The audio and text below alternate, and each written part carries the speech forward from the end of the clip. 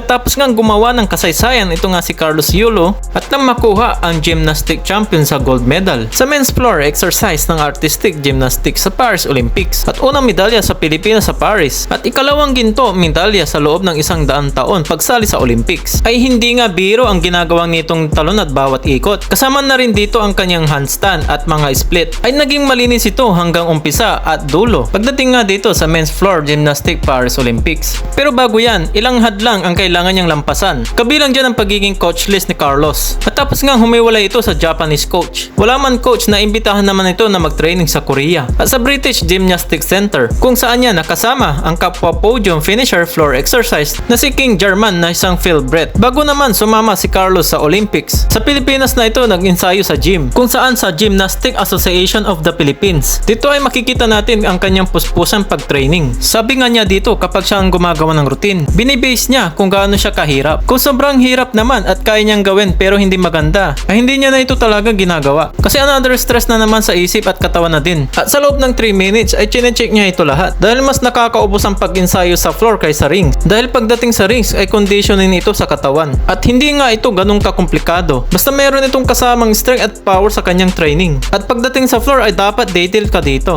Especially konektado ito sa moves kung saan mo ito maipapunch. At sa papaano mo mapuposisyon ang sarili mo. Mahirap nga itong baguhin. Dahil mararamdaman mo ito na hindi mo minsan control ang pag-ikot. Kaya minsan kailangan mo talagang mag-adjust. Ganun ka-challenge ang floor sa kanya. At pagdating lalo sa vault ay ito ang binibigyan niya ng tuon ng pansin talaga. Kagaya nga din ito ng floor na kailangan ng timing talaga. At may kasamang explosiveness at power. Basta siguraduhin lang sa pagbagsak meron itong magandang landing. Dahil ito yung magiging finale ng performance mo. Kahit nagkagaano pagkaganda ang pinakita mo sa umpisa, sigurado tapos ka dito. Dahil nga sa nakarang taon 2020 Tokyo Olympics ay bumagsak ito sa floor at hindi maganda ang naging landing niya dito. At naramdaman niya ang pagkaka-frustrated sa naging performance niya. At sobra talagang nalungkot sa mga panahon na yon sa papaano ulit makakabawi pagdating sa Olympics. Hindi ito naging masaya at nakaramdam ng pagguho ng pangarap dahil ayaw niya makaramdam ng pagkatalo sa kanyang sarili. Sa nangyari na yan, hindi niya malilimutan ang klaseng ganitong bangungot at hindi pa natapos ang problema niya dyan. At nagkaroon pa ito ng problema sa training dahil minsan hindi niya nga maintindihan ang kanyang sarili. Sobrang nakaramdam na ito ng takot pero hindi siya bumigay at sinamahan ng panalangin para bumangon muli at sumabak sa proseso ng pag-ensayo nang may pinangahawakan ng pag-asa sa sarili at magtiwala sa Diyos na hindi siya pababayaan. At muli nga itong unti-unting nakakabangon mula sa bangungot at sinapit sa Olympics dahil ang pagkatalo na ito